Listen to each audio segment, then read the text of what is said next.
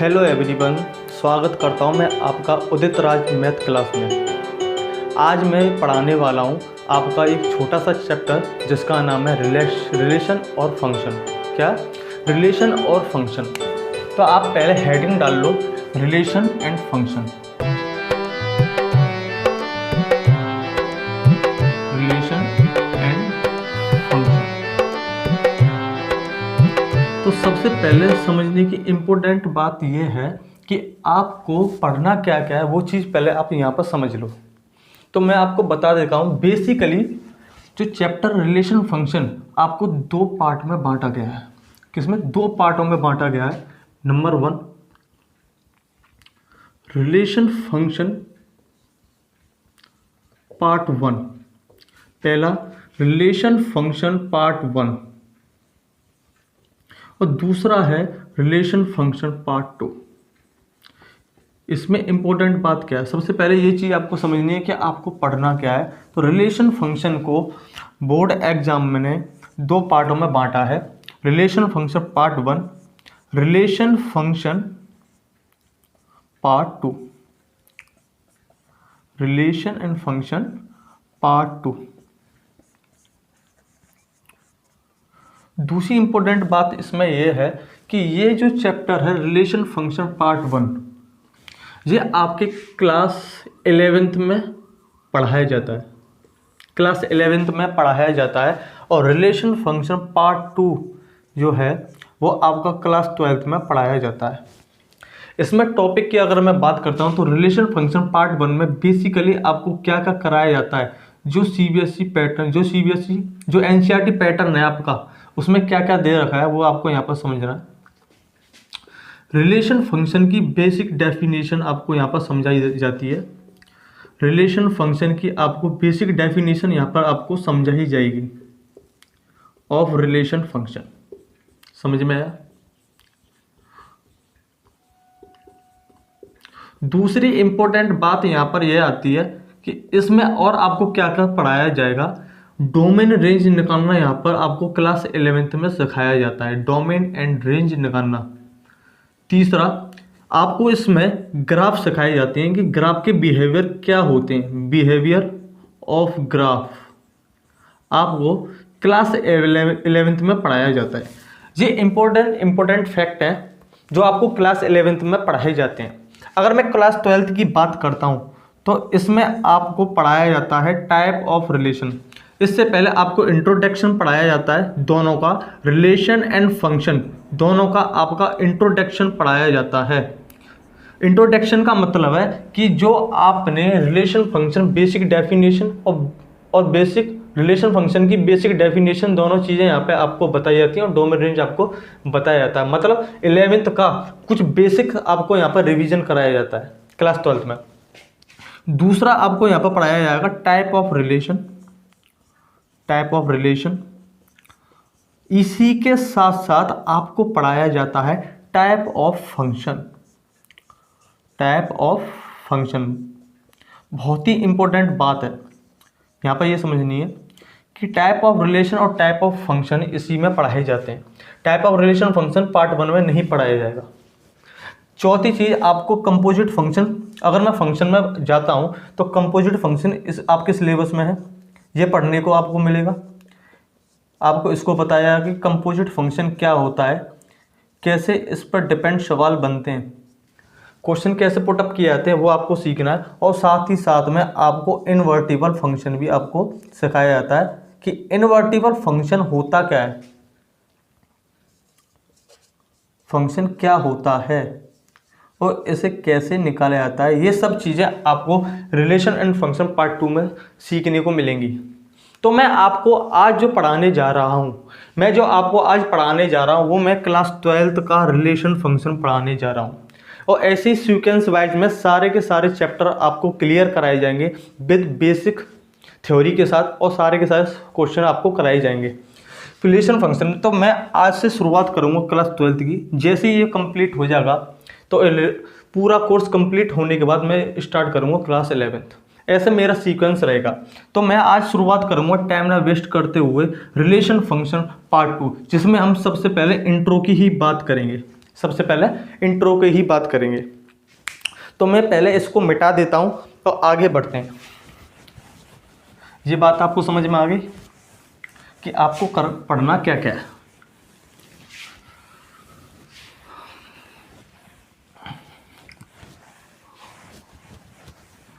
अब देखो, relation function part 2 यहाँ पे डाल देता हूँ, रिलेशन फंक्शन पार्ट 2, जिससे आप समझ जाएं कि आप पढ़ने क्या जा रहे हो। ये समझ लेना कि आपको क्लास 11th का भी इसमें आपका रिवीजन हो जाएगा। तो आप मुझे बताओ, देखो 3 चैप्टर हैं जो कि इम्पोर्टेंट होते हैं।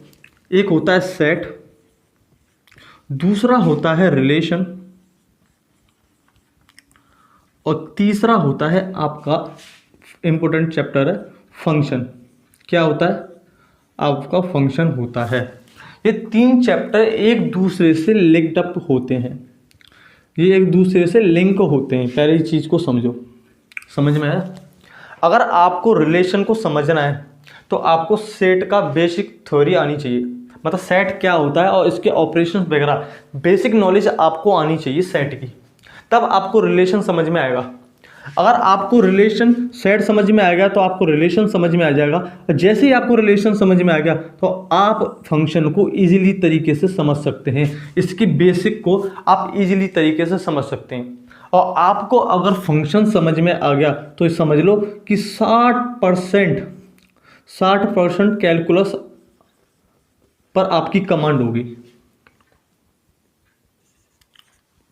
समझिए, 60% कैलकुलस पर आपकी कमांड होगी। सेट में जो सेट है इंपॉर्टेंट है सारे चैप्टरों के लिए। ये सारे के सारे तीनों जो चैप्टर हैं आपके बहुत ही फंडामेंटल चैप्टर हैं, ये तीनों की तीनों आपको आने चाहिए। सेट का जो यूज होता है, देखो मैं आपको बता देता हूँ कहाँ कहाँ आ जाता है। आपको सेट रिलेशन फंक्शन में तो देखने को मिलेगा, सेट का जो यूज है रिलेशन फंक्शन में तो देखने को मिलेगा, साथ ही साथ में अन्य और चैप्टर में देखने को मिलेगा। जैसे कि पी एंड सी की बात करता हूँ, जिसे बोलते हैं परमुटेशन एंड कॉम्बिनेशन, और आपको प्रोबेबिलिटी में देखने को मिलेगा। प्रोबेबिलिटी में सेट का दवा का यूज किया जाता है, समझ में आया? और आपका सीक्वेंस सीरीज में भी कहीं कहीं आपका ये सेट आपको देखने को मिलता है, जो कि 11th का चैप्टर है। तो इम्पोर्टेंट चैप्टर में भी हर जगह आपको सेट देखने को मिल जाता है, तो इसलिए बहुत ही ज़रूरी है सेट को समझना, फिर रिलेशन और फंक्शन को। तो मैं यहाँ पर क्या शुरुआत कराऊंगा, सेट से रिवीजन कराऊंगा, क्योंकि जिससे कि आप रिलेशन को लिंक कर पाएँ। रिलेशन को समझने से पहले आपको ये चीज़ समझना जरूरी है कि सेट होता क्या है और इसकी बेसिक चीज़ क्या है। आप दिमाग में ये कन्फ्यूजन ना रखें कि मैं आज आपको सेट पढ़ा रहा हूँ, नहीं, मैं केवल रिवीजन करा रहा हूँ सेट का बेसिक फैक्ट जो रिलेशन के पर्पज से इंपॉर्टेंट है, वो मैं आपको करा रहा हूँ। धीरे धीरे 20-25 मिनट में आपको मैं रिलेशन पर ले आऊँगा। तो टाइम ना वेस्ट करते हुए पहुँचते हैं सेट होता क्या है। सबसे पहले सेट की शुरुआत करते हैं। सेट की बेसिक डेफिनेशन होती क्या है कि ये एक ऐसा कलेक्शन होता है, अलग अलग ऑब्जेक्टों का कलेक्शन होता है जो वेल डिफाइंड हो। क्या कलेक्शन होना चाहिए? अलग अलग ऑब्जेक्टों का, और क्या होना चाहिए? वो वेल डिफाइंड होना चाहिए। ऐसे कलेक्शन को बोलते हैं हम सेट। यहाँ पर लिख लेते हैं थोड़ा सा, well defined collection, well defined collection of distinct object. समझ में आया? क्या होना चाहिए? एक कलेक्शन होनी चाहिए डिस्टिंक्ट ऑब्जेक्ट्स का, जो कि क्या होना चाहिए? वेल डिफाइंड होना चाहिए। ये बहुत ही इंपॉर्टेंट वर्ड है। इसका मतलब होता क्या है वो चीज़ आप यहाँ पर समझ लो। वेल डिफाइंड का मतलब होता है कि सभी के लिए क्या हो, सेम डेफिनेशन दे, सभी के लिए सेम डेफिनेशन दे, उसका मतलब होता है वेल डिफाइंड है, सेम डेफिनेशन। अब मैं इसे एग्जाम्पल के थ्रू समझाता हूँ इसका मतलब क्या है। फॉर ऑल, सभी के लिए क्या हो, सेम डेफिनेशन दे, वो चीज़ होती है वेल डिफाइंड। जैसे मैं एक एग्जाम्पल लेता हूँ, एग्जाम्पल से समझो इस बात को। मुझे एक सेट चाहिए, क्या कि set of all odd natural number मुझे एक सेट चाहिए ऑड नेचुरल नंबर का जो 10 से कम हो। क्या हो? 10 से कम हो, लेस देन 10। तो अगर मैं कलेक्शन की बात करता हूं, मुझे ऐसे नेचुरल नंबर की बात बताओ। नेचुरल नंबर होते क्या है? यहां पर समझ लो, नेचुरल नंबर होते क्या है? जो 1 से स्टार्ट हो। नेचुरल नंबर क्या होते हैं? जो 1 से स्टार्ट हो। 1 2 3 4 डॉट डॉट डॉट, ये आगे चलते चले जाते हैं। ये सारे के सारे क्या होते हैं? नेचुरल नंबर होते हैं। तो अगर मुझे सेट चाहिए नेचुरल नंबर का चाहिए जो कि ऑड हो और साथ ही साथ में 10 से कम हो, तो मुझे बताओ ऑड भी होना चाहिए। नेचुरल नंबर क्या है? ऑड। पहला ऑड नेचुरल नंबर 1, दूसरा ऑड नेचुरल नंबर होता है 3, तीसरा ऑड नेचुरल नंबर है 5, चौथा है 7 9, ऐसे करते हुए चले जाएगा। जैसे ही मैं आगे पहुंचूंगा 11, तो ये हम इसे इंक्लूड नहीं करेंगे। इसका कारण क्या है कि इस कंडीशन को फॉलो और करना चाहिए, 10 से कम होना चाहिए, तो इसे मैं हटा देता हूँ। तो ये वो ऑड नेचुरल नंबर है जो 10 से भी कम है और साथ ही साथ में क्या है? ऑड है, और नेचुरल तो है ही है। तो इसका जो सेट बन के आया, इसका जो सेट बन के आया, तो इस कलेक्शन को बोलते हैं क्या? इस कलेक्शन को क्या बोलेंगे? इस कलेक्शन को बोलेंगे वेल डिफाइंड। कारण क्या है? दुनिया के किसी भी व्यक्ति से आप जाकर पूछिए कि मुझे ऐसे नेचुरल नंबर बताओ जो ऑड हो और साथ ही साथ में 10 से कम हो, तो हर एक व्यक्ति आपको यह बताएगा 1 3 5 7 और 9 एक ऐसे ऑड नेचुरल नंबर है जो 10 से कम है। इसका मतलब हर व्यक्ति से जाकर पूछोगे तो ये क्या होगा? वो आंसर्स का सेम डेफिनेशन देगा। आंसर का आंसर क्या आएगा? एक ही आएगा, यूनिक आएगा। तो इसलिए ये क्या? वेल डिफाइंड है। समझ में आया? ये वेल डिफाइंड है। अगर ये वेल डिफाइंड है तो हम इससे बोलेंगे ये क्या है? सेट है। वेल डिफाइंड का मतलब समझ में आ गया? ये चीज समझ में आई? क्या होता है वेल डिफाइंड का मतलब? जो क्या हो? सेम डेफिनेशन देता है। ठीक है, ये एग्जांपल मैंने आपको बता दिया। अगला एग्जांपल मैं एक और ले लेता हूं। जैसे कि मैंने दूसरा एग्जांपल ले लिया, अब मुझे बताना set of vowels in alphabet. In alphabets में वोवेल्स का जो सेट होता है, क्या वो वेल डिफाइंड है? आप जानते हो कि अल्फाबेट में वोवेल्स होते हैं 5, ए ई आई ओ और you. A E I O you. जो इस कलेक्शन निकल के आया इसे कर्ली ब्रैकेट में लिखा जाता है। सेट को हमेशा कर्ली ब्रैकेट में रिप्रेजेंट किया जाता है और कैपिटल लेटर से भी। तो दूसरा मैंने सेट मान लिया बी। ये जो आपका जो कलेक्शन निकल के आया, क्या ये वेल डिफाइंड है? हाँ, अल्फाबेट में ये चीज़ें वेल डिफाइंड है, साथ ही साथ में क्या है? ये वोवेल्स हैं। तो ये चीज वेल डिफाइंड वोवेल्स, तो इसका मतलब क्या है? सेट है। समझ में? वेल डिफाइंड का मतलब क्या होता है? तीसरा एग्जाम्पल और लेता हूं।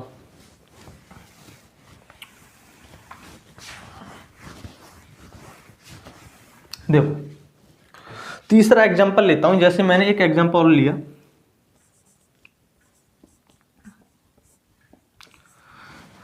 तीसरा एग्जाम्पल, जैसे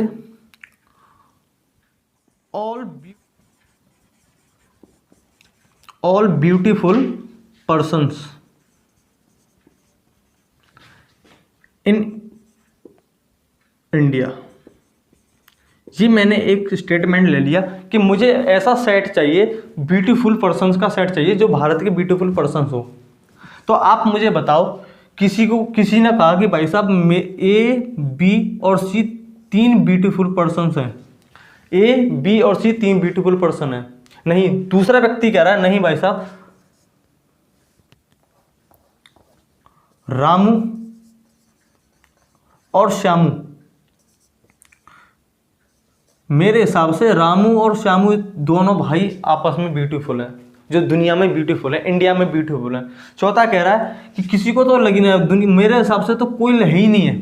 एक ऐसा सेट मैंने बनाकर तैयार कर दिया कि उसने बोल दिया कि किसी तीसरा व्यक्ति कह रहा है कि मेरे हिसाब से कोई भी ब्यूटीफुल नहीं है। किसी ने कहा कि एक ही व्यक्ति इस दुनिया में, इस इंडिया में ब्यूटीफुल है, जिसका नाम मैंने ले लिया रीना, ले लिया मैंने। एक ही लड़की, रीना नाम की लड़की जो भारत में सबसे ज़्यादा ब्यूटीफुल है। तो मुझे बताओ कि एक स्टेटमेंट के अनुसार कितने सेट बनकर तैयार हो गए? 1 2 3 4। ऐसे चाहो तो और सेट बना सकते हो, मतलब पर्सन टू पर्सन वेरी होते चले गए। तो इसका मतलब ये क्या है? वेल डिफाइंड नहीं है, not well defined, not well defined. तो इसे हम क्या सेट नहीं बोलेंगे, दिस इज नॉट सेट। समझ में आया कि सेट क्या होता है और सेट क्या नहीं होता। ये चीज़ आपको समझ में आई होगी। वेल डिफाइंड नाम की जो बीमारी है वो आपको मैंने क्लियर कर दी। अब आगे बढ़ते हैं, इसी में इंपॉर्टेंट बात और क्या है कि सेट क्या होता है वो आपको समझ में आ गया। सेट क्या होता है, देखो आगे इंपॉर्टेंट बात है, कुछ इंपॉर्टेंट सिंबल है जो आगे भी काम आएंगे, तो इसको यहीं पे क्लियर कर देता हूं। वो चीज़ समझना बहुत ही जरूरी है। इंपॉर्टेंट सिंबल जो कि नॉर्मली सेट में भी यूज होते हैं, रिलेशन में आपको यूज होते हुए मिलेंगे। पहला जो सिंबल है इसको समझ में आना चाहिए कि ये किसका साइन है। इसका मतलब होता है बिलोंग टू। इसका मतलब क्या होता है, बिलोंग्स टू। ठीक है। दूसरी बात, दूसरा जो सिंबल है वो होता है आपका ये उल्टा ए। इसका मतलब क्या है, इसका मतलब क्या है, उल्टा ए का क्या मतलब है, फॉर ऑल।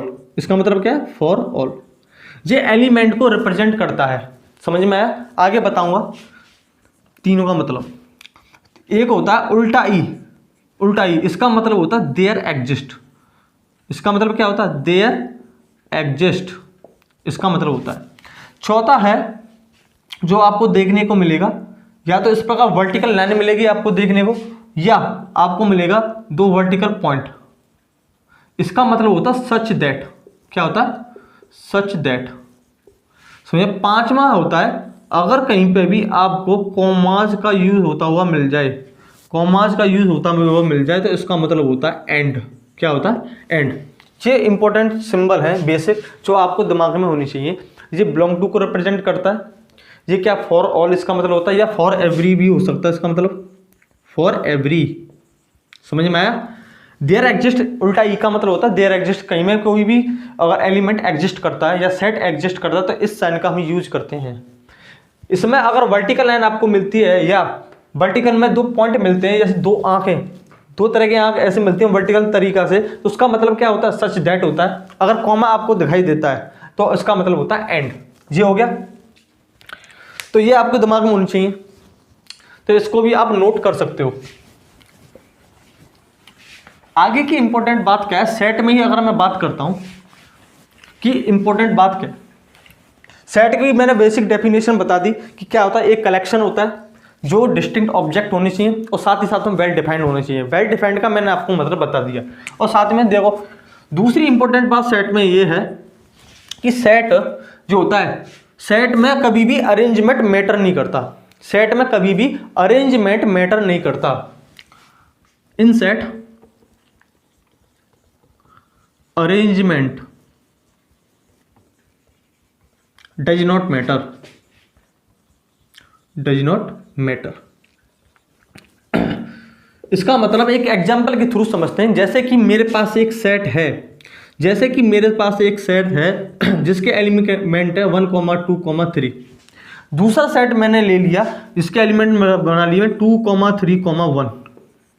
तो मुझे एक बात बताओ, एक बात यह है कि हमेशा ध्यान रखना कि इसमें भी एलिमेंट सेम है और इसमें भी एलिमेंट सेम है। तो इस गलत फहमी में कभी ना पड़े कि दोनों अलग सेट हैं। अरेंजमेंट कोई भी मैटर नहीं करता। अगर दोनों सेटों में एलिमेंट सेम है, अगर एलिमेंटों की पोजीशन बदल दी जाए तो कोई सेट दूसरा नहीं बनता, वो सेट वही रहता है। दोनों सेम सेट को रिप्रेजेंट करते हैं। ये दोनों क्या एक ही बात है। इसमें अरेंजमेंट मैटर नहीं करता। पोजीशन चेंज करने से सेट बदल नहीं जाता। ये एक इंपॉर्टेंट फैक्ट था। साथ में डिस्टिंक्ट ऑब्जेक्ट होना चाहिए। कभी भी सेट में कोई भी एलिमेंट रिपीट नहीं होते, जो कि मैंने बेसिक डेफिनेशन में बताया था। डिस्टिंक्ट ऑब्जेक्ट्स जो होते हैं, जैसे मैंने ले लिया ए बी, फिर ए ले लिया, फिर सी ले लिया, तो कभी भी सेट को इस प्रकार से रिप्रेजेंट नहीं किया जाता। एक एलिमेंट वो एक ही बार लिखा जाता है सेट में, भले ही वो कितनी भी बार रिपीट हुआ हो, वो एक ही बार लिखा जाएगा। तो ए अगर 2 बार आया तो हम ए लिखेंगे एक ही बार। इस प्रकार से सेट को लिखा जाता है। समझ में आया।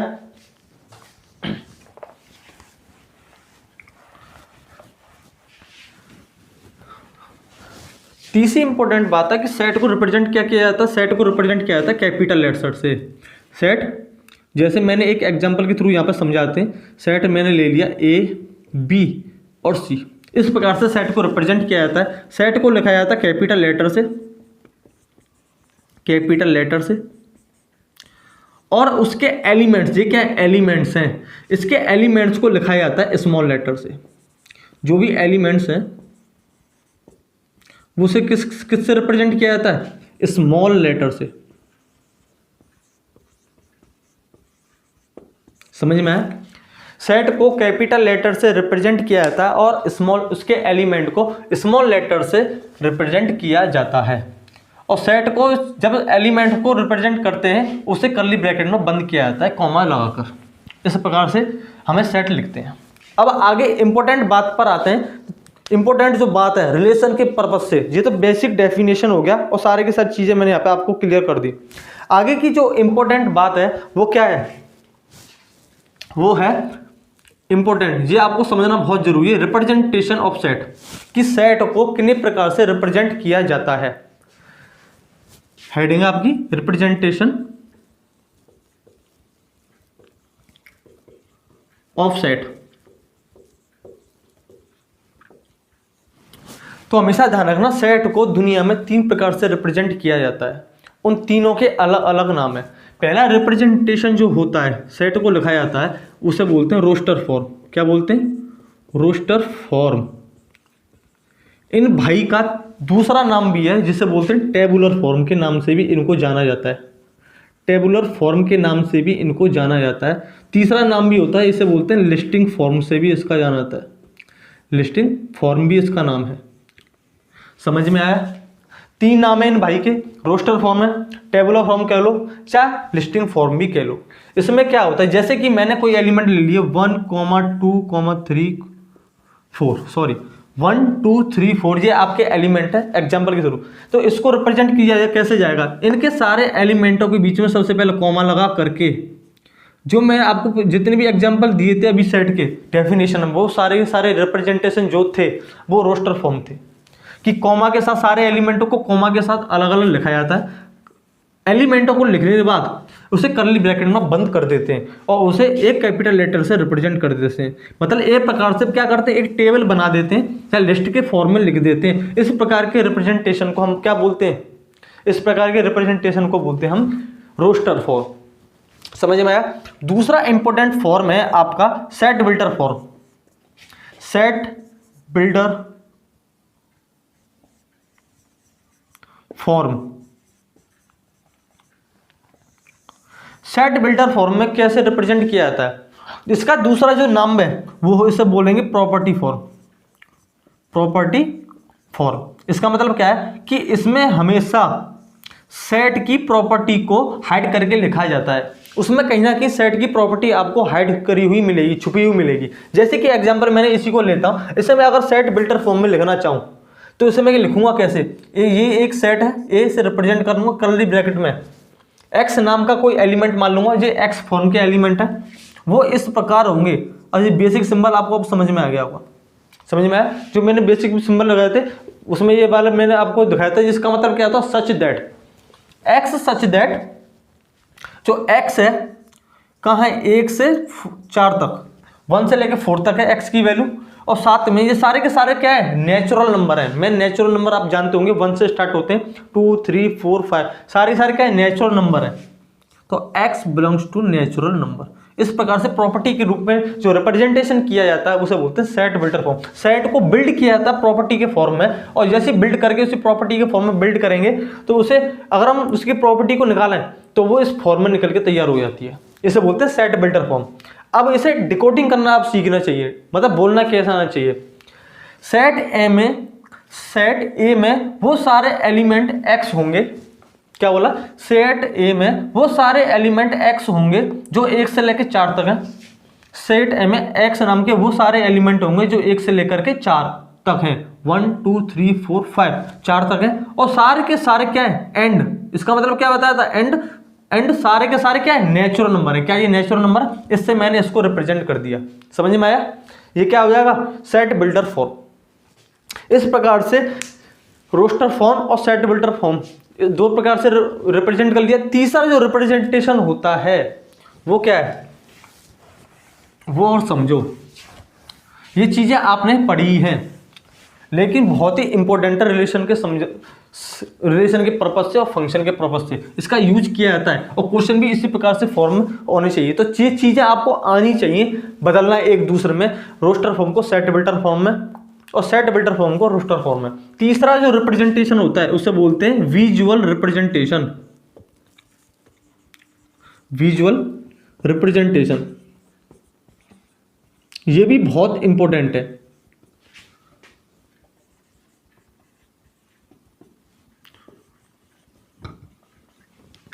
इसमें क्या किया जाता है, जैसे कि कोई एक सेट दे दिया, रोस्टर फॉर्म में लिखा हुआ 1 2 3 4, ये तो एग्जांपल था। अगर मैं इसे विजुअल रिप्रेजेंटेशन में लिखना चाहता हूं तो इसे क्या सीधा सीधा क्या करते हैं, एक वर्टिकल लूप बनाते हैं, उसमें सारे के सारे एलिमेंटों को यहाँ पे क्या लिख देते हैं।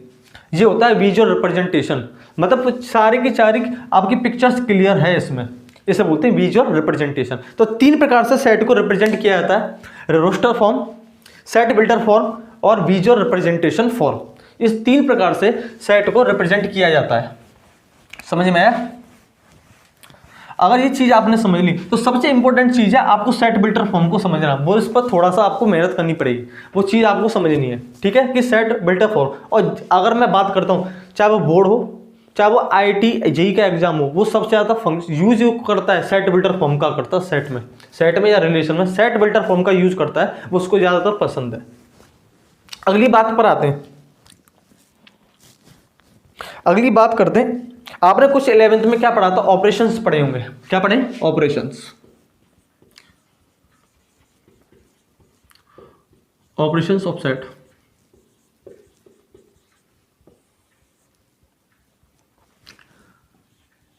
तो क्या क्या आपने पढ़ा है ऑपरेशन में, वो यहाँ पर थोड़ा सा रिवाइज कर लेते हैं। ये उम्मीद करता हूँ ये चीज़ें आती हैं आपको, मैं ये मानकर चलूंगा ये चीज़ें आपके आती हैं। एक क्वेश्चन के थ्रू इन चीज़ों को खत्म कर देंगे। समझ में आया? जैसे कि आपने पढ़ा होगा कि दो सेट आपको अगर दे रखें, अगर 2 सेट आपको दे रखें तो उनके बीच में इंटरसेक्शन कैसे किया जाता है, उनके बीच में इंटरसेक्शन कैसे किया जाता है वो आपको आता है। दूसरा, उनके बीच का यूनियन कैसे निकाला जाता है वो आपको आता होगा, 11th में आपने पढ़ा होगा। तीसरा कि अगर 2 सेट दे रखे हैं, उनके बीच का डिफरेंस कैसे निकाला जाता है वो भी आपको आता होगा, कि 2 सेटों का डिफरेंस कैसे निकाला जाता है। चौथा, कॉम्प्लीमेंट ऑफ सेट, आप जानते होंगे कि किसी भी सेट का कॉम्प्लीमेंट कैसे निकालते हैं। चौथी चीज आपको आना चाहिए कि क्रॉस प्रोडक्ट क्या होता है, 2 सेट का क्रॉस प्रोडक्ट क्या होता है, और रिलेशन के पर्पज से ये बहुत ही इंपॉर्टेंट है, हम इस पर पहुंचेंगे। तो इंटरसेक्शन की बात करता हूं, मान लो इसे रिप्रेजेंट कैसे किया जाता है। 2 सेट हैं मेरे पास A और B, तो अगर मुझे 2 सेटों के बीच में इंटरसेक्शन निकालना है तो इसे मैं उल्टे U से रिप्रेजेंट करूंगा।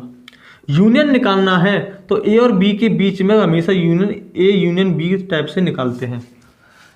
डिफरेंस का मतलब होता है कि अगर 2 सेट हैं तो इनके बीच में डिफरेंस या ये होता है, या 2 सेटों के बीच में डिफरेंस हम कर सकते हैं B - A के हिसाब से। ये कॉम्प्लीमेंट की अगर मैं बात करता हूँ, कॉम्प्लीमेंट को रिप्रेजेंट करते हैं A C से, या A की सिर पर क्या है C रख दो, या A के सिर पर लगा दो डैश, इससे हम कॉम्प्लीमेंट को रिप्रेजेंट करते हैं। समझ में आया? क्रॉस प्रोडक्ट की बात करता हूं तो क्रॉस प्रोडक्ट 2 सेटों का क्रॉस प्रोडक्ट कैसे किया जा सकता है, जिसे बोलते हैं कार्टेशियन प्रोडक्ट।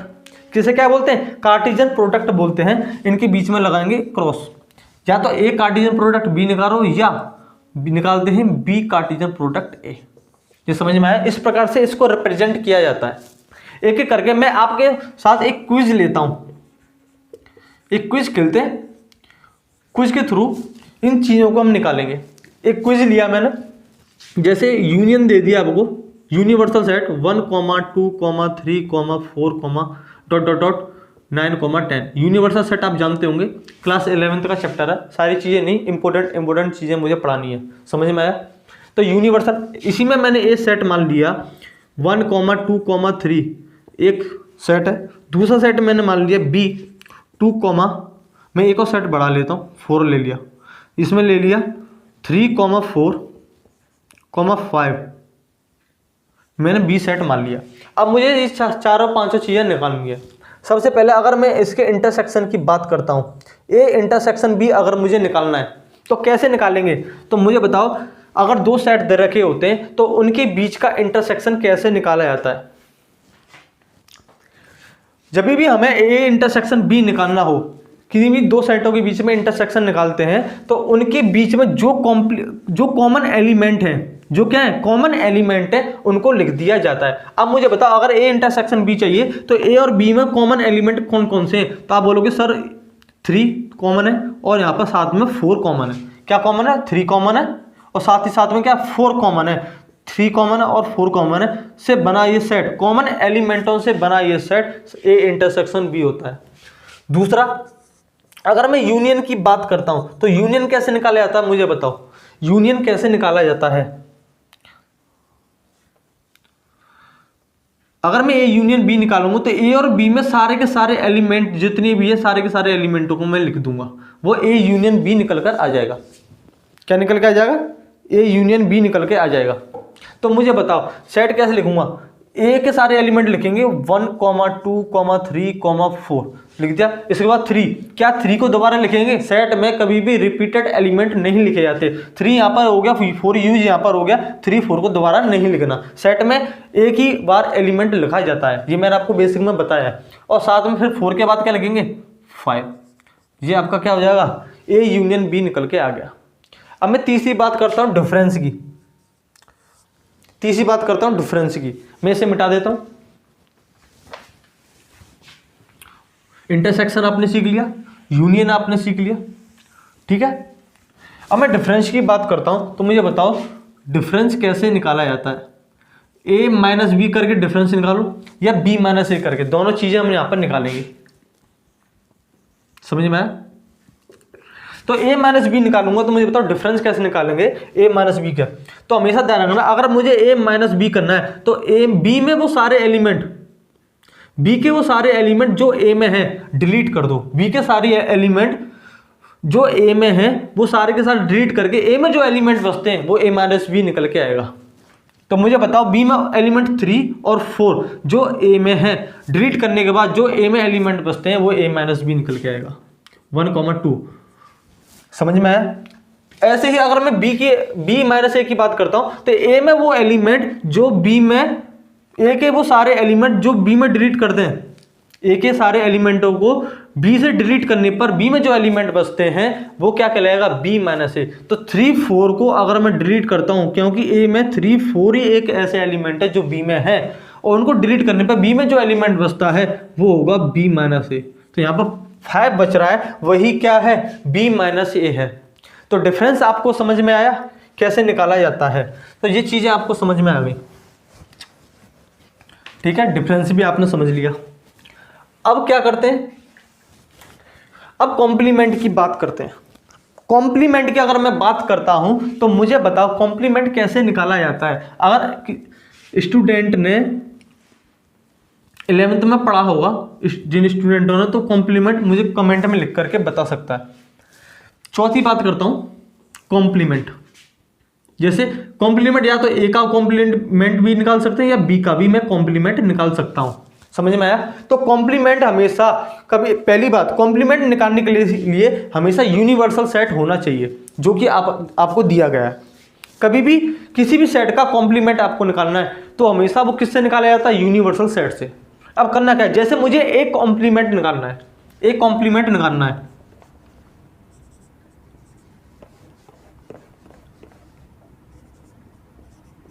अगर मुझे एक कॉम्प्लीमेंट निकालना है तो मैं क्या करूंगा? ए के वो सारे एलिमेंट जो यूनिवर्सल सेट में है डिलीट कर दूंगा। ये एक तरह का डिफरेंस होता है ए माइनस बी की तरह, जैसे ही ये एक तरह का डिफरेंस होता है। अगर मुझे एक कॉम्प्लीमेंट चाहिए तो ए के वो सारे एलिमेंट जो यूनिवर्सल सेट में है मैं डिलीट कर दूंगा और बचे हुए यूनिवर्सल सेट के सभी एलिमेंटों को मैं यहाँ पर लिख दूंगा। तो 1, 2, 3, 4 ये चारों एलिमेंट यूनिवर्सल सेट में हैं, इनको डिलीट करने पर मुझे क्या बचेंगे? मुझे बचेंगे 5, 6, 7, 8, 9 और 10। ये जो एलिमेंट है वो होगा ए कॉम्प्लीमेंट। ऐसे ही अगर मुझे बी कॉम्प्लीमेंट निकालना है तो बी के सारे एलिमेंटों को यूनिवर्सल सेट में से डिलीट करने पर जो यूनिवर्सल सेट में बचता है वही बी कॉम्प्लीमेंट कहा जाएगा। तो मुझे बताओ 3 4 5 को अगर मैं डिलीट करता हूँ, 3 4 5 को अगर मैं डिलीट करता हूँ, इसे यहाँ पर 5 लिख देता हूँ, कॉमा 6 कॉमा 8 10 तक जाएंगे। 3 4 5 को डिलीट करने पर मुझे क्या क्या बचेगा यूनिवर्सल सेट में? 1 बचेगा, 2 बचेगा, 3 4 5 डिलीट हो गया, 6 बचेगा, 7 8 9 और 10। ये होता है बी कॉम्प्लीमेंट। किसी भी सेट का कॉम्प्लीमेंट आप आसानी से निकाल सकते हो यदि उसका यूनिवर्सल सेट दे रखा है, तभी ही पॉसिबल है। समझ में आएगा?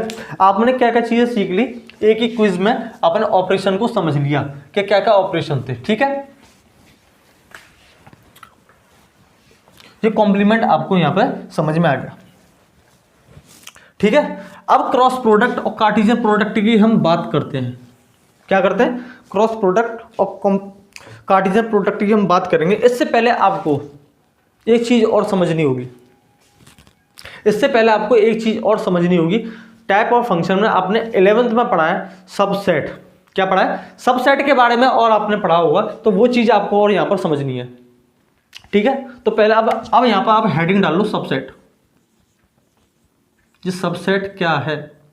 क्योंकि सबसेट अगर आपने समझ लिया तो आपको कार्टेशियन प्रोडक्ट में भी कोई परेशानी नहीं होने वाली, और साथ ही साथ में रिलेशन में आपको कोई प्रॉब्लम नहीं होगी।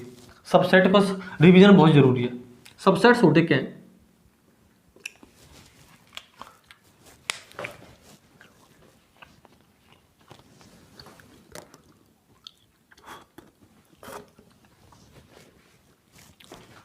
देखिए, एक एग्जांपल के थ्रू हम यहां पर समझते हैं। जैसे कि मैंने वही एग्जांपल लेता हूं, सेट ए मैंने ले लिया जिसके एलिमेंट मैंने मान लिए 1 2 3, ये मैंने आपको एलिमेंट मान लिए।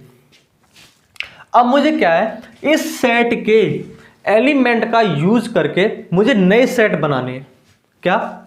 इस सेट के, बात को समझना क्या कह रहा हूं, इस सेट के एलिमेंट का यूज करके मुझे नए नए सेट बनाने हैं। तो मैं कैसे कैसे बनाऊंगा?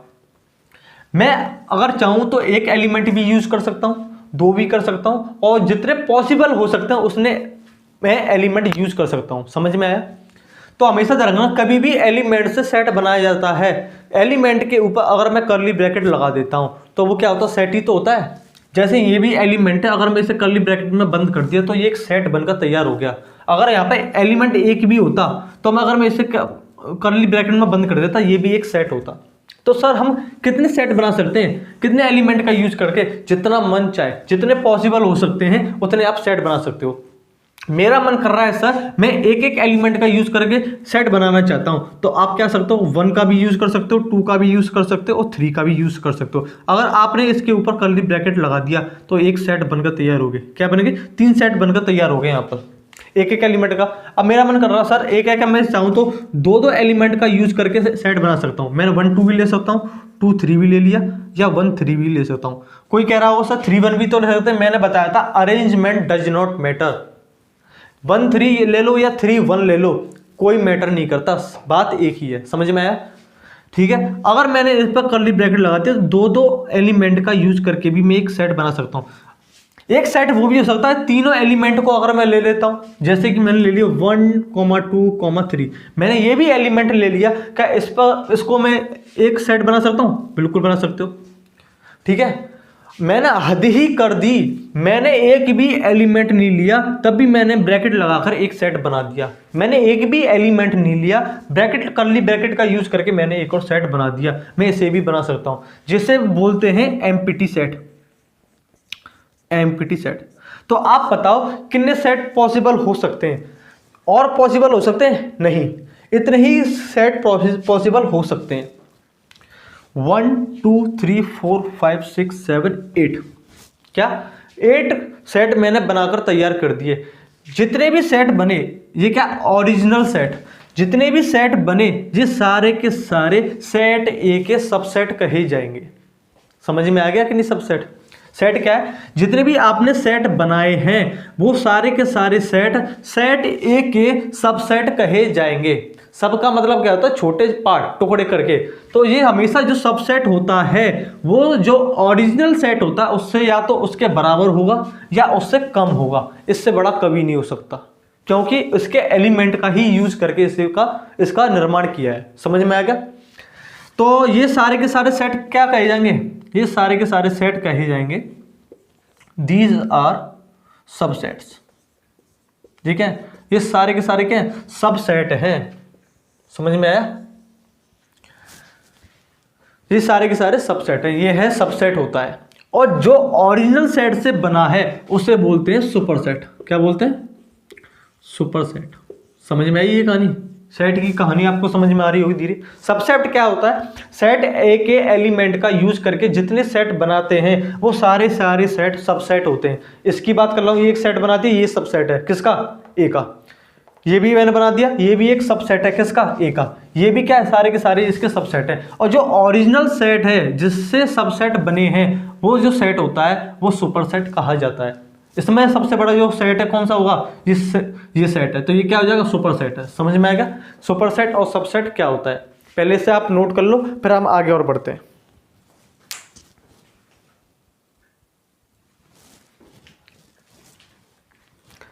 चलिए ये नोट कर लिया होगा आपने, ठीक है। अब आगे बढ़ते हैं आगे के इंपॉर्टेंट पॉइंट पर। जी क्या, एमपीटी सेट, समझ में आ गया, ठीक है। इतना समझ में आ गया कि सबसेट होता क्या है, ठीक है। अब मैं आगे बढ़ता हूं कि इसे रिप्रेजेंट कैसे किया जाता है। सिंबल की बात करता हूं तो इसका जो सिंबल होता है वो क्या होता है, आपको पता होगा। इसका जो सिंबल होता है वो होता है इस प्रकार से, इसको रिप्रेजेंट किया जाता है।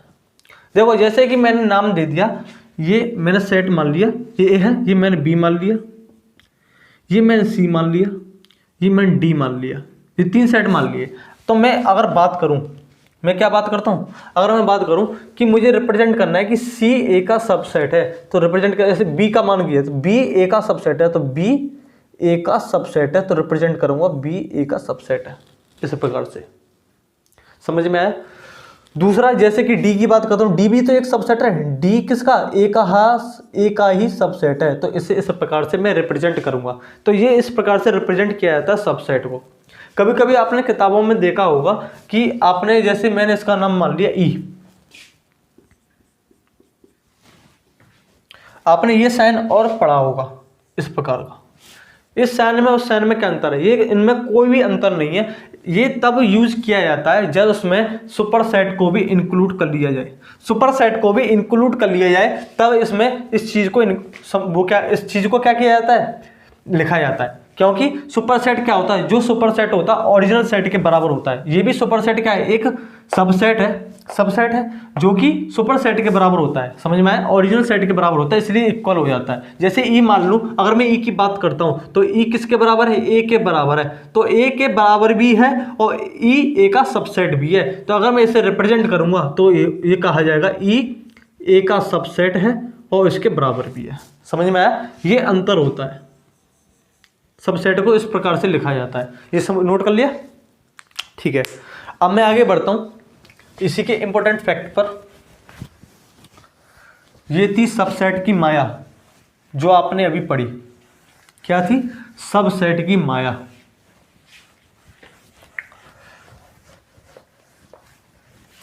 देखो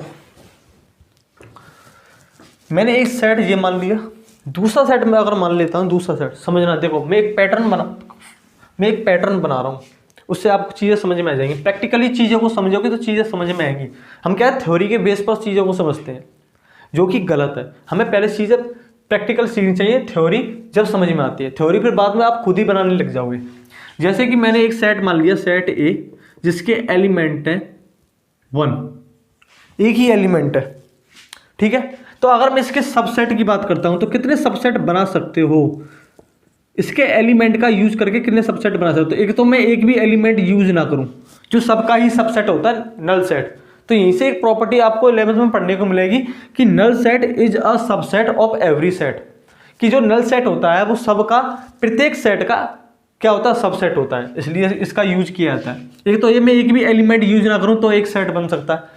जो एलिमेंट देखे, एक एलिमेंट का भी यूज करके मैं एक सेट बना सकता हूं। और भी क्या एलिमेंट है, नहीं, ये ही पॉसिबल सबसेट बन सकते हैं। क्या, 2 पॉसिबल के सेट। तो नंबर ऑफ सबसेट कितने हो गए, 2।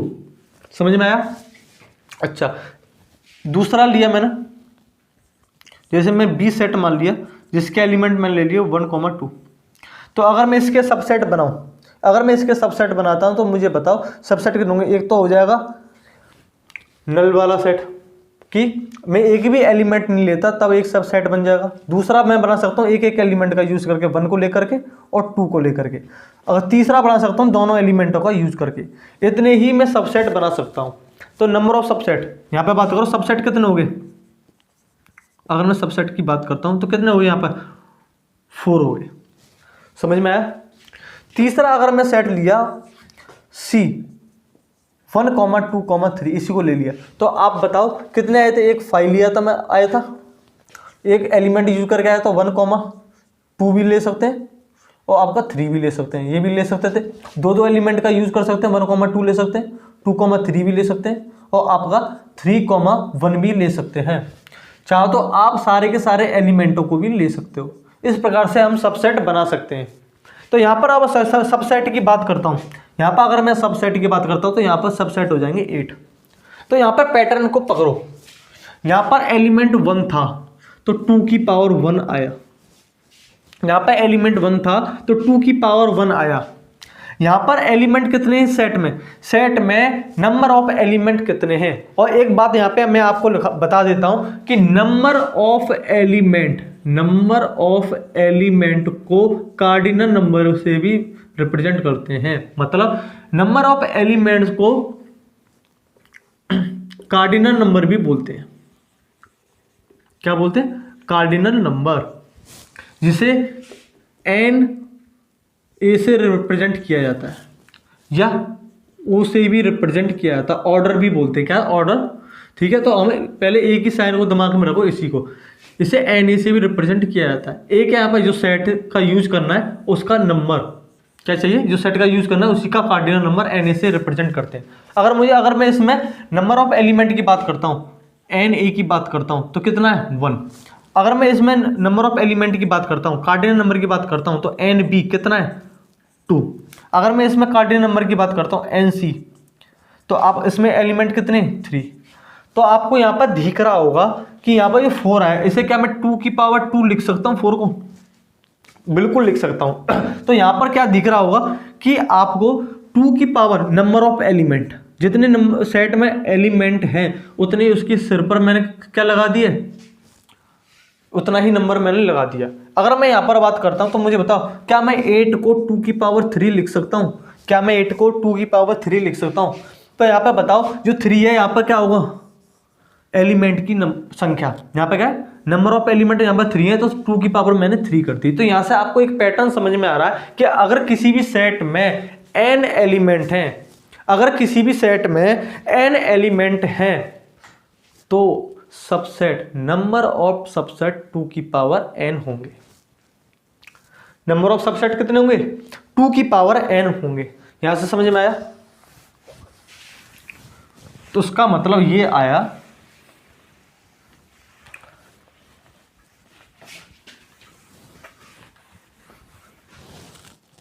यहां से क्या निकल के आया,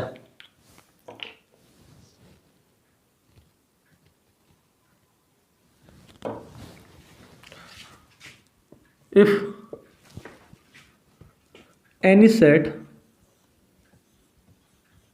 has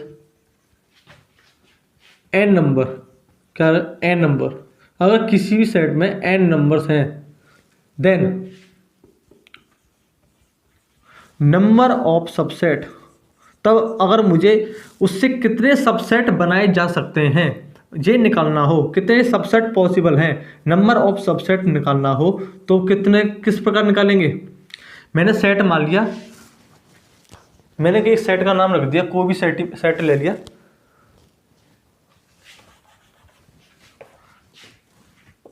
इफ सेट ए है, ऐसे मैंने मान लिया, तो यहां पर मैं लिखूंगा number of element, number of subset 2 की power number of element set A का। सेट ए के नंबर ऑफ एलिमेंट जो भी होंगे वो उसके सिर पर हम लगा देंगे। इस प्रकार से नंबर ऑफ सबसेट निकाले जाते हैं।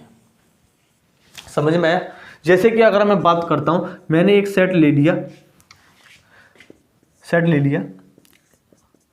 इसमें ले लिया 1, 2, 3, 4, 5, ये मैंने ले लिया।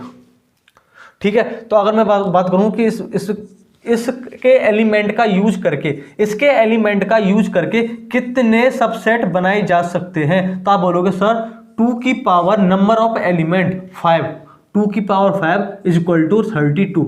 इसका मतलब है कि इन सारे एलिमेंटों का यूज करके 32 सबसेट बनाए जा सकते हैं। आप बना के देख लेना, ठीक है। तो ये चीज आपको फंडा क्लियर हो गया। क्या फंडा था कि अगर सेट दे रखा है उसमें जितने एलिमेंट हैं अगर उसके मुझे सबसेट बनाने हो तो कितने बनाने हैं ये अगर मुझे जानना है तो फॉर्मूला यूज होगा 2 की पावर नंबर ऑफ एलिमेंट। समझ में आया कि नहीं? अगर सबसेट आपको समझ में आ जाता है, सबसेट की कहानी आपको समझ में आती है, तो अब हम पहुंचते हैं कार्टेशियन प्रोडक्ट पर। कार्टेशियन प्रोडक्ट पर, ठीक है। देखो शुरुआत करते हैं कार्टेशियन प्रोडक्ट की। तो कार्टेशियन प्रोडक्ट को समझने से पहले आपको एक चीज और समझनी है जिसका नाम है ऑर्डर्ड पेयर। तो हम रिलेशन पर पहुंचने ही वाले हैं। रिलेशन को समझने के लिए आपको 2 टर्मिनोलॉजी को और समझना होगा, पहला ऑर्डर पेयर और दूसरा कार्टेशियन प्रोडक्ट। पहला ऑर्डर पेयर और दूसरा कार्टेशियन प्रोडक्ट। 2 टर्मिनोलॉजी को समझना है, 2 टर्मिनोलॉजी।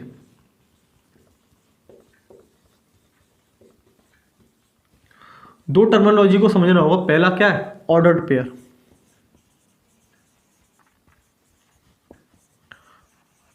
और दूसरा है आपका कार्टेशियन प्रोडक्ट।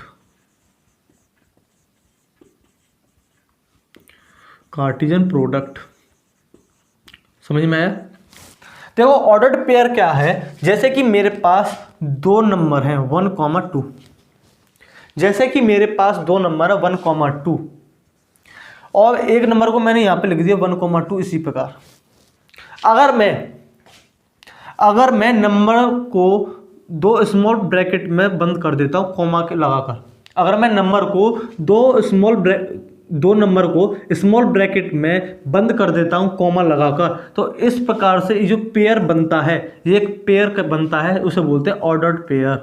क्या बोलते हैं? Ordered pair. समझ में आया?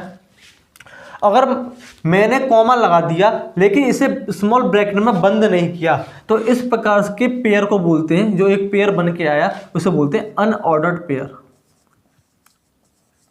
Unordered pair. समझ में आया? ये ऑर्डर्ड पेयर होता है और ये अनऑर्डर्ड पेयर होता है। मैंने अब देखो यहां पर क्या है, इसमें ऑर्डर्ड पेयर इसे बोला क्यों जाता है? ये एक ऐसा पेयर होता है जिसमें ऑर्डर मैटर करता है, इसमें ऑर्डर मैटर नहीं करता।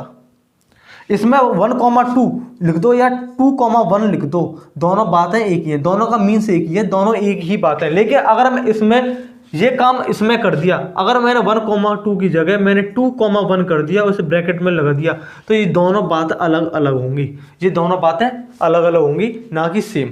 समझ में आया? इसमें ऑर्डर मैटर करता है इसलिए ऑर्डर्ड पेयर बोलते हैं, इसमें ऑर्डर्ड पेयर मैटर नहीं करता इसलिए ये दोनों बातें अलग अलग हैं। इस प्रकार से रिप्रेजेंट किया जाता है ऑर्डर्ड पेयर। समझ में आया क्या होता है? इसे एक एग्जांपल के थ्रू समझते हैं कि ये बातें दोनों अलग अलग कैसे हैं। अगर मैं एक कोऑर्डिनेट एक्सिस पर इसे रिप्रेजेंट करता हूं तो कैसे समझ में? देखो समझो, अगर मैंने इसको कोऑर्डिनेट एक्सिस पर रिप्रेजेंट किया, ये एक एक्स एक्सिस है और ये क्या? वाई एक्सिस है। 11th में थोड़ा सा कोऑर्डिनेट एक्सिस को बेसिक आपने समझा होगा। तो ये पॉइंट है, इसे x, y के रूप में मान लो, ये x, y है। तो मुझे बताओ इस पॉइंट को, इस पर अगर मुझे लाई कराना है तो कहाँ होगा? तो 2,1 मुझे क्या मिलेगा? 2 मैंने यहाँ मान लिया, 1 यहाँ है, तो 2,1 मैंने यहाँ मान लिया, तो मुझे मिलेगा 2,1 यहाँ। समझ में आया? थोड़ा सा बड़ा कर देता हूँ, शायद ना दिख रहा हो।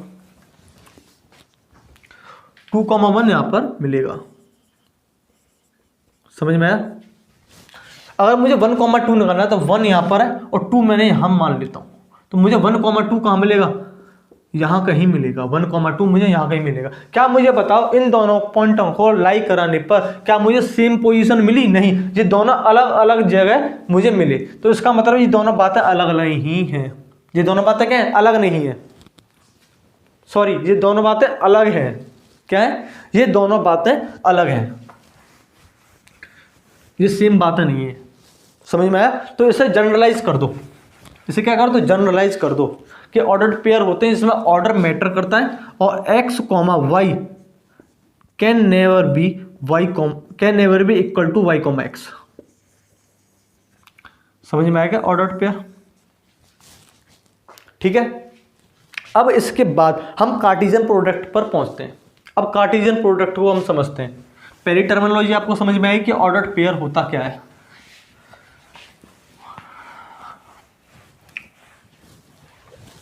चीज़ों को समझते जाओ, धीरे धीरे चीज़ें आपको आपके दिमाग में बैठ जाएंगी। अगर चीज़ें कोई भी आपको टॉपिक थोड़ा सा टिपिकल लगता है तो उसे दोबारा पढ़ो। चीज़ों को जब तक पढ़ना चाहिए जब तक चीज़ें आपको सरल ना लगने लग जाएं। कोई भी चीज़ पहली बार पढ़ने पर समझ में नहीं आती है। चाहे आप पहली बार किसी भी चीज़ को पढ़ना, कोई चीज़ आपको पहली बार में समझ में नहीं आएगी। आपको उसका 20% या 50% उसको समझ में आएगा 100% का। उसे तब तक पढ़ो जब तक वो चीज़ आपके दिमाग में सेट ना हो जाए। मतलब तब तक पढ़ो जब तक वो चीज़ आपको आसान ना लगने लगे। तो आपको अगर कोई भी चीज़ यहाँ पर टर्म आपको समझ में नहीं आता है तो उसे दोबारा पढ़ो, तब चीज़ें समझ में आती है। मेहनत करनी पड़ेगी। ठीक है। अब मैं कार्टेशियन प्रोडक्ट की बात करता हूँ।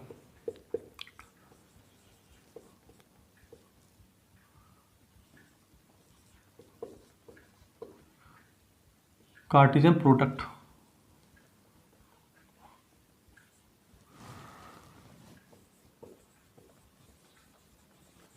देखो, कार्टेशियन प्रोडक्ट को रिप्रेजेंट किया जाता है क्रॉस प्रोडक्ट से भी लिखा जाता है। इसे क्या बोला जाता है? क्रॉस प्रोडक्ट भी लिखा जाता है कार्टेशियन प्रोडक्ट को। ठीक है। बातों को समझाता हूँ। जैसे मेरे पास दो नंबर हैं, 1, आप भी कह रहे होंगे 1,2 के आप पीछे पड़ गए। जैसे मैं दूसरा नंबर ले लेता हूँ, 5,4 ले लिया मैंने, 5 ले लिया और 4 ले लिया। मैंने दो वेक्टर ले लिए, A, B, दो वेक्टर ले लिए। क्या मैं मैट्रिक्स ले सकता हूँ? मैट्रिक्स भी मैंने शायद ले लिया। ठीक है। क्या दो नंबरों के बीच में प्रोडक्ट किया जा सकता है? आप बोलोगे बिल्कुल सर किया जा सकता है। क्या दो वेक्टर के बीच में प्रोडक्ट किया जाता है? आपने पढ़ा होगा वेक्टर के बारे में, तो प्रोडक्ट उसी के बारे में वहाँ पर पढ़ा होगा कि दो वेक्टर के बीच में प्रोडक्ट कैसे किया जाता है। या A डॉट B के नाम से भी प्रोडक्ट करते हैं, या दूसरा होता है A क्रॉस B। तो वेक्टरों के बीच में भी प्रोडक्ट किया जाता है A क्रॉस B, इस प्रकार से क्रॉस प्रोडक्ट या डॉट प्रोडक्ट। सेम उसी प्रकार दो मैट्रिक्स के बीच में भी प्रोडक्ट किया जाता है। जिस प्रकार दो नंबर्स, दो वेक्टर और दो मैट्रिक्स के बीच में प्रोडक्ट किया जाता है, सेम उसी प्रकार दो सेट के बीच में भी प्रोडक्ट किया जाता है। समझ में आया? जिस प्रकार के दो नंबर्स के बीच में, दो वेक्टर्स के बीच में या दो मैट्रिक्स के बीच में प्रोडक्ट किया जाता है, सेम उसी प्रकार दो सेट्स के बीच में भी प्रोडक्ट किया जा सकता है। जैसे कि मैंने एक सेट ले लिया और जिसे क्या बोलते हैं, उस प्रोडक्ट को बोलते हैं कार्टेशियन प्रोडक्ट। जैसे कि मैंने एक सेट लिया, समझना, जिसके एलिमेंट मैंने मान लिए 1, 2, 3। दूसरा मैंने सेट ले लिया जिसके मैंने एलिमेंट मान लिए A, B। पहला एलिमेंट मैंने क्या लिया? 1, 2, 3 पहला सेट ले लिया जिसके एलिमेंट है 1, 2, 3। दूसरा एलिमेंट मैंने ले लिया दूसरा सेट मैंने लिया B जिसके एलिमेंट है A, B। ठीक है। अब मुझे क्या करना है? कार्टेशियन प्रोडक्ट निकालना है। मुझे क्या निकालना है? बोलने का तरीका क्या है? A Cartesian product B। समझ में आया? अब सबसे दूसरा क्वेश्चन ये पुटअप होता है कि कार्टेशियन प्रोडक्ट कब कब किया जा सकता है, कि कार्टेशियन प्रोडक्ट कब कब किया जा सकता है। दो सेट्स के बीच में कार्टेशियन प्रोडक्ट किया जा सकता है और एक सेट के बीच में भी स्वयं के साथ कार्टेशियन प्रोडक्ट किया जा सकता है। दो पोजीशन में, दो कंडीशन में कार्टेशियन प्रोडक्ट किया जाता है दो सेटों के बीच में। अगर आपको एक ही सेट दे रखा हो, मान लो आपको एक ही सेट दे दिया, समझ में आया, तो इसी के साथ सेट ए के साथ आप कार्टेशियन प्रोडक्ट कर सकते हो, कोई प्रॉब्लम नहीं है। तो दो प्रकार से कार्टेशियन प्रोडक्ट करते हैं, दो सेट के बीच में या एक ही सेट के बीच में, मतलब एक ही सेट का उसी के साथ कार्टेशियन प्रोडक्ट किया जा सकता है। समझ में आया? तो पहले निकालते हैं एक कार्टेशियन प्रोडक्ट B। तो एक कार्टेशियन प्रोडक्ट B अगर मैं निकालता हूं, जिसे बोलते हैं A क्रॉस B, अगर मुझे A क्रॉस B निकालना है तो निकालने का तरीका क्या होगा ये समझो आप। अगर मुझे ए क्रॉस बी चाहिए तो ए के प्रत्येक एलिमेंट, ए के एवरी एलिमेंट का ऑर्डर पेयर बी के एवरी एलिमेंट के साथ बनना चाहिए। ए के प्रत्येक एलिमेंट का ऑर्डर्ड पेयर बी के प्रत्येक एलिमेंट के साथ बनना चाहिए, वो होता है ए क्रॉस बी। जैसे मैंने सेट ए का एक एलिमेंट उठाया 1, सेट ए का एक एलिमेंट उठाया 1, मैं यहां ले लेता हूं 1। अब 1 का ऑर्डर पेयर किस सेट बी के सभी एलिमेंट के साथ बनना चाहिए। इसके एवरी एलिमेंट मतलब सभी एलिमेंट का, प्रत्येक एलिमेंट का सेट बी के सभी एलिमेंट के साथ ऑर्डर्ड पेयर बनना चाहिए। तो मुझे बताओ ए का ऑर्डर्ड पेयर ए के साथ भी बन सकता है और बी के साथ भी बन सकता है। क्या बन सकता है? वन का ऑर्डर्ड पेयर किसके साथ बन सकता है? ए के साथ भी बन सकता है, एक ऑर्डर्ड पेयर बन गया। दूसरा बन सकता है 1, बी। सेम उसी पे अगर 2 की बात करता हूं तो 2 का भी ऑर्डर्ड पेयर किसके साथ बना सकते हैं? ए के साथ भी और बी के साथ भी। तो 2, ए, 2, बी, जितने भी पॉसिबल ऑर्डर पेयर बना सकते हो सारे के सारे हमें बनाने हैं। ऐसे ही 3 के साथ अगर मैं ऑर्डर पेयर की बात करता हूं तो ए और बी का बना सकता हूं। 3, ए बन सकता है और दूसरा बन सकता है 3, बी। इनके ऑर्डर पेयर के से बनने वाला जो सेट होता है वो होता है ए क्रॉस बी। इनके ऑर्डर पेयर से बनने वाला जो सेट होता है वो होता है ए क्रॉस बी। समझ में आया? तो हमें क्या करना है, अगर मुझे ए क्रॉस बी निकालना है तो सेट ए के प्रत्येक एलिमेंट का ऑर्डर पेयर सेट बी के सभी एलिमेंट के साथ बनना चाहिए। ये समझ में आया कि ए क्रॉस बी कैसे निकाला? सेम उसी प्रकार अगर मुझे बी क्रॉस ए निकालना है, बी का कार्टेशियन प्रोडक्ट ए के साथ करना है, तो बी के प्रत्येक एलिमेंट का ऑर्डर्ड पेयर ए के सभी एलिमेंट के साथ बनना चाहिए। समझो कैसे? अगर मुझे प्रत्येक एलिमेंट का, बी के प्रत्येक एलिमेंट का, अगर बी क्रॉस से मुझे निकालना है तो बी का मैंने ए सेट लिया, इसका ऑर्डर पेयर किसके साथ बनना चाहिए? 1 के साथ भी बनना चाहिए, 2 के साथ भी बनना चाहिए, सभी के साथ 3 के साथ भी बनना चाहिए। तो मुझे बता, अगर मैं ऑर्डर पेयर बनाता हूं ए का, a, 1 बनेगा, दूसरा बनेगा a, 2, तीसरा बनेगा a, 3। सेम उसी प्रकार बी की बात अगर मैं करता हूं तो बी का 1 के साथ बनेगा, बी का 2 के साथ बनेगा, बी का 3 के साथ बनेगा। ये मैंने विजुअलाइजेशन करा दिया आपको समझाने के लिए। समझ में आया? पूरा चीज खोल दिया मैंने कि कैसे कैसे ऑर्डर पेयर बनाना है। इस प्रकार से बी क्रॉस ए आपको निकल के आ गया। तो इस प्रकार से कार्टेशियन प्रोडक्ट आपको निकालना आना चाहिए। क्या हम करते हैं कि हमें ऑर्डर पेयर बनाने होते हैं। ये सारे के सारे क्या ऑर्डर पेयर हैं। समझ में? ये दोनों बातें अलग हैं, 2, ए बी और a, 2। समझ में आया कि दोनों बातें क्या अलग अलग हैं। ठीक है, मैं आपको ऑर्डर पेयर में बताया था। तो यहां से अब क्या रिजल्ट निकल के आया मुझे बताओ। क्या ये दोनों प्रोडक्ट सेम है? अगर मैं ए क्रॉस बी निकालता हूं, क्या ए क्रॉस बी क्रॉस ए के बराबर आ रहा है? तो आप बोलोगे सर बिल्कुल नहीं। तो यहां से इंपॉर्टेंट रिजल्ट क्या निकल के आया कि ए क्रॉस बी कभी भी बी क्रॉस ए के बराबर नहीं होता। ए क्रॉस बी कभी भी बी क्रॉस ए के बराबर नहीं होता। Is not equal to B cross A. समझ में आई? अगर मैं दोनों का कार्टेशियन प्रोडक्ट निकालता हूं तो दोनों का कार्टेशियन प्रोडक्ट अलग अलग होता है। नोट करो इसे।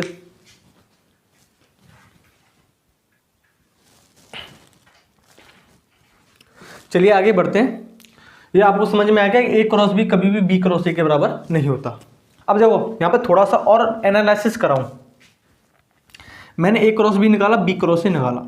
अब इसमें एलिमेंट आपको गिन के दिखाता हूं कि एलिमेंट देखो, इसमें ए क्रॉस बी में नंबर ऑफ एलिमेंट आपको देखने को मिलेंगे 6, 1, 2, 3, 4, 5, 6। कितने नंबर ऑफ एलिमेंट? 6। अगर ऐसे बी क्रॉस ए की में अगर मैं बात करता हूं तो इसमें नंबर ऑफ एलिमेंट कितने? 1, 2, 3, 4, 5, 6। इसमें भी नंबर ऑफ एलिमेंट आपको 6 देखने को मिलेंगे। तो इसका मतलब ये समझ में आ गया कि ए क्रॉस बी कभी बी क्रॉस ए के बराबर नहीं होते, लेकिन इनके कार्डिनल नंबर आपस में बराबर हो सकते हैं। ए क्रॉस बी कभी भी बी क्रॉस ए के बराबर नहीं हो सकते, लेकिन इनके कार्डिनल नंबर आपस में बराबर हो सकते हैं। कार्डिनल नंबर का मतलब है नंबर ऑफ एलिमेंट आपस में बराबर हो सकते हैं। कार्डिनल नंबर क्या होता है? Number of element. मैं आपको बता दिया। तो यहां से क्या निकल के आया? भले ही A cross B B cross A के बराबर नहीं है, लेकिन इनके cardinal number, cardinal number of A cross B cardinal number of B cross A के बराबर होता है। दूसरी इंपॉर्टेंट बात यहां से निकल के आई, कितना होता है वो और आपको समझना है। ये तो आपने ए क्रॉस बी क्रॉस ए करके निकाल लिया है। ऐसा बार बार आपको तो करना नहीं है कि आपको 2 सेट दे दिए हैं और क्वेश्चन आपको पूछा जाए कि ए क्रॉस बी के कितने कार्डिनल नंबर है, मतलब ए क्रॉस बी का कार्डिनल नंबर आपको बताओ। तो आपको उसके लिए हमें डायरेक्ट फॉर्मूला बनाना तैयार करना है। कैसे करना है, देखो इसे कैसे भी निकाल सकते हैं। ये ए क्रॉस बी का हमने एलिमेंट निकाले हैं, नंबर ऑफ एलिमेंट निकाला है 6। इसे हम ऐसे भी निकाल सकते हैं। ए का हमने कार्डिनल नंबर देखा कि ए का कार्डिनल नंबर क्या है सर 3। इस अगर मैं इसकी बात करता हूँ, बी का कार्डिनल नंबर की बात करता हूँ, उसका कार्डिनल नंबर क्या है 2। अगर मैंने इन दोनों का मल्टीप्लाई कर दिया, वो ए क्रॉस बी के कार्डिनल नंबर के बराबर आ जाएगा। 3 × 2 6 हो जाएगा। तो यहाँ से फॉर्मूला क्या निकल के आया, इंपॉर्टेंट रिजल्ट जो निकल के आया वो यहाँ से निकल के आ गया।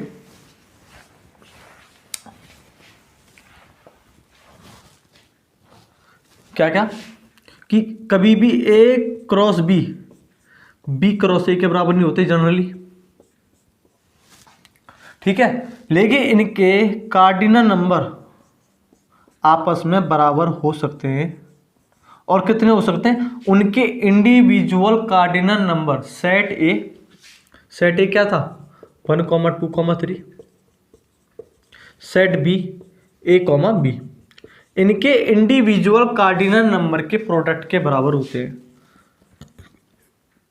N A product n B, इनके इंडिविजुअल कार्डिनल नंबर के प्रोडक्ट के बराबर होते हैं। ये है इंपॉर्टेंट बात। तो यहां से आपको कार्टेशियन प्रोडक्ट से ये चीज आपको सीखने को मिली। समझ में आया, ठीक है। अब मैं आगे बढ़ता हूं। अब हम बढ़ रहे हैं रिलेशन की तरफ। क्या बढ़ रहा है, रिलेशन की तरफ।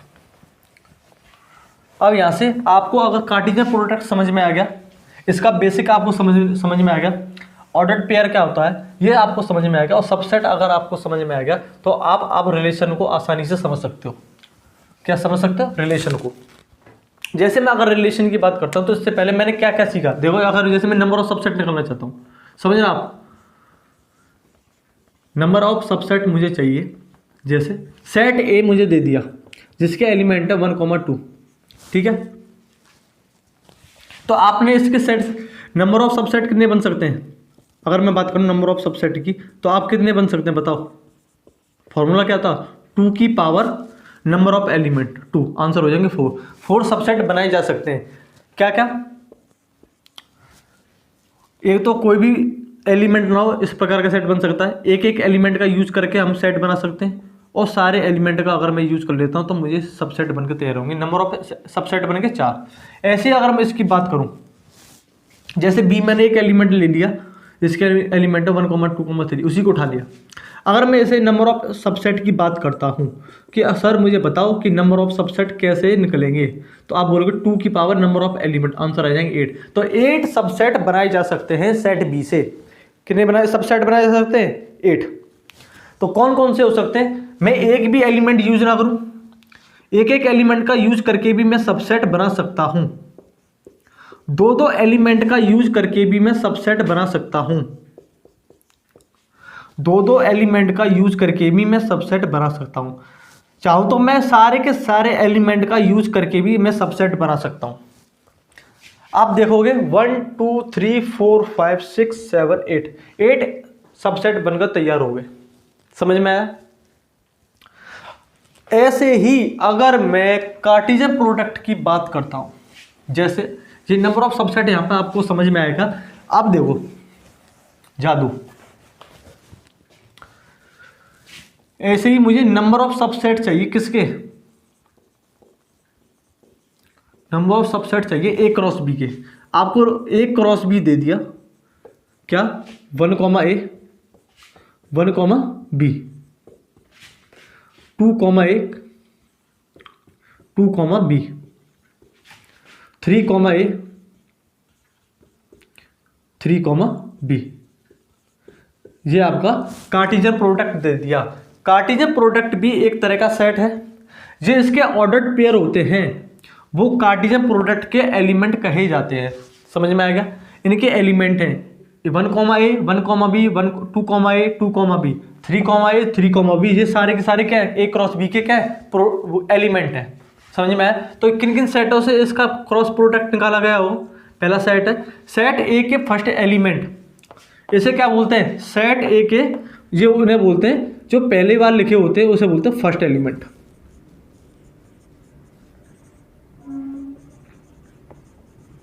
और जो दूसरा होता है उसे बोलते हैं सेकंड एलिमेंट। सेकंड एलिमेंट, तो ऐसे फर्स्ट एलिमेंट लिखा हुआ तो क्या क्या होंगे? 1 हो सकता है, 2 हो सकता है और 3 हो सकता है, 2। तो सेट ए के एलिमेंट है। और बी के सेकंड एलिमेंट जो होते हैं सेट बी के हैं। तो ए बी और कोई एलिमेंट नहीं है, ए कॉमा बी ही है। तो इन दो सेटों का यूज करके मैंने कार्टेशियन प्रोडक्ट निकाला। समझ में आया? अब क्या करना, अगर मैं इस सेट का, इस नए सेट का नंबर ऑफ सबसेट निकालूं, सबसेट कितने सबसेट बनाए जा सकते हैं? नंबर ऑफ सबसेट, तो आप बताओगे सर नंबर ऑफ सबसेट 2 की power number of element. Number of element कितने हैं? 1 2 3 4 5 6। कार्डिनल नंबर कितने हैं? 6। इसका मतलब है 2 की power 6 equal to 64। A cross B के 6 एलिमेंट का यूज करके मैं 64 सबसेट बना सकता हूं। तो 64 सबसेट को तो बनाना पॉसिबल नहीं है, कुछ मैं सबसेट बनाता हूं, यहां पर आपको बनाकर दिखाता हूं। जैसे कि मैंने एक सबसेट बना लिया, मैंने ले लिया 1,a यूज कर लिया, दूसरा ले लिया 2,a और तीसरा ले लिया 3,a। समझ में आया? समझना बात को। एक सबसेट बन के तैयार हो गया। ऐसे मैं कितने सबसेट बना सकता हूं? 64। मेरा मन कर रहा है मैं दूसरा सबसेट बनाना चाहता हूं, उसमें मैंने ले लिया 2,b 1,b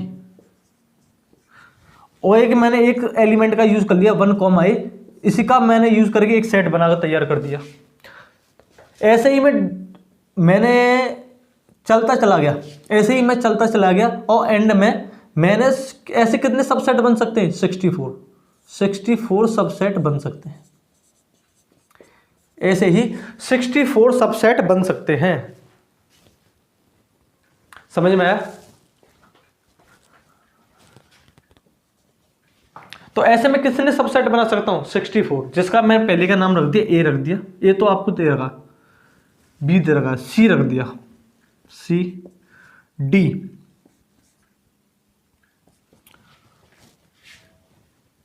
ई, ऐसे चलते चले जाएंगे।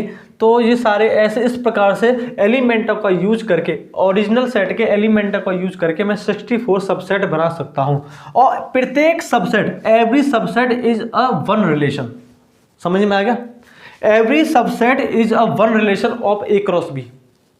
यही रिलेशन होता है। अगर मैं ए क्रॉस बी के सारे एलिमेंट का यूज करके जितने मैं सबसेट बनाऊंगा वो सारे के सारे सबसेट एक रिलेशन को रिप्रेजेंट करेंगे।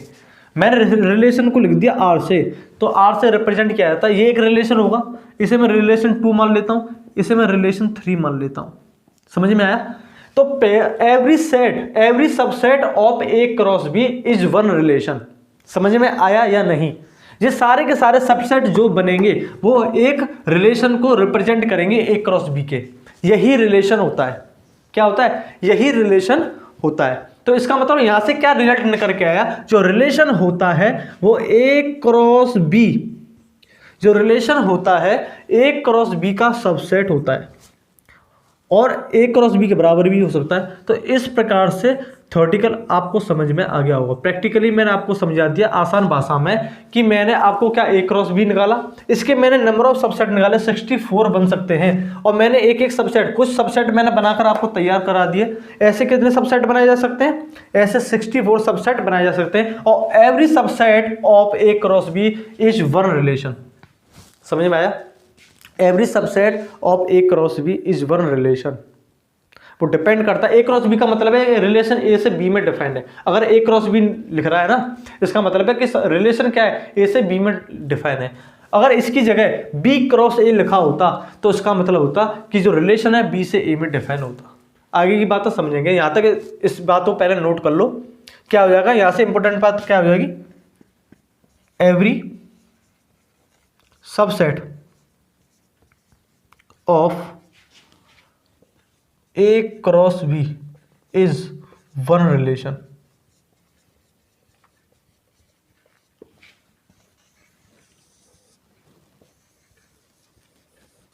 समझ में आया? तो जो सबसेट होते हैं ए क्रॉस बी के, वो क्या होते हैं? रिलेशन को रिप्रेजेंट करते हैं। ये सारे के सारे रिलेशन होंगे, नोट करो।